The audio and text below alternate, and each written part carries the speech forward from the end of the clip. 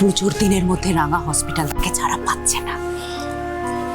রাস্তা একদম ক্লিয়ার, মাঠ একদম সাফ। পুজো হয়ে গেলে শুধু তোমাকে ফাঁকা মাঠে বইটা দিয়ে দিতে হবে। আলমারি থেকে ফাটাফাট টাকাগুলো বের করে এখান থেকে পালিয়ে যেতে হবে। পুরো ব্যাপারটাকে একটা বড় জালিয়াতি বলে দেখানো হবে। যে নগেনকে বিশ্বাস করে আমি এখানে নিয়ে এসেছিলাম, সেই নগেন আসলে একজন বড় প্রতারক, ঠক, জালিয়াতি করে সব টাকা নিয়ে পালিয়েছে। এটা আমি ভাবতেও পারিনি, আমি বুঝতেও পারিনি। পুলিশ এটাই জানবে যে নগেন বিশ্বাসের সুযোগ নেই, এতগুলো টাকা নিয়ে পালিয়ে গেছে। ব্যাস, পুলিশ নগেনকে পাগলের মতো খুঁজে বেড়াবে, কিন্তু কোথাও পাবে না। কারণ ততক্ষণে নগেন তার পোশাক এবং তার চেহারা পাল্টে অন্য মানুষ হয়ে গেছে। বড় বৌদি, তুমি গুরুদেব লোক উফ, কি সাংঘাতিক প্ল্যান বানিয়েছো। নগেন চুরি করবে জেনে তুমি তো নগেনকে নিয়ে আসোনি, তো তুমি কেস খাবে না, আর ওদিকে নগেনও ভ্যানিশ। এক্স্যাক্টলি, আমিও সেফ, উৎপলও সেফ। নগেন আসল অপরাধী। So get ready.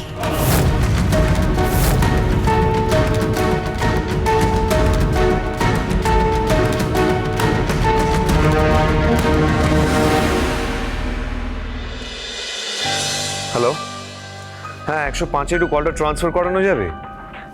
আমি রাঙামতিকে অনেকক্ষণ ধরে ফোন করছি, ফোনটা আসলে তুলছে না। রাইট, যদি কোনোভাবে অন্য কোনোভাবে কথা বলানো যায়, হ্যাঁ প্লিজ দেখুন।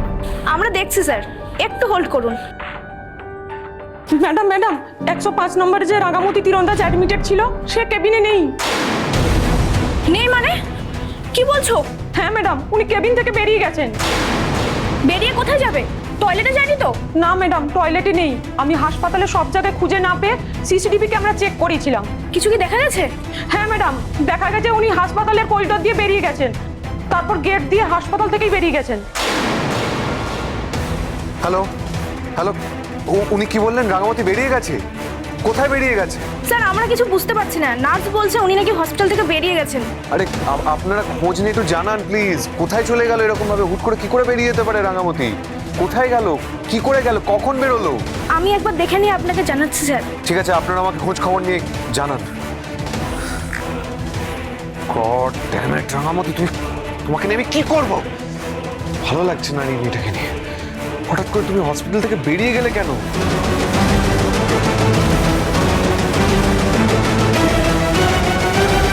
কোথায় গেল রাঙামতি?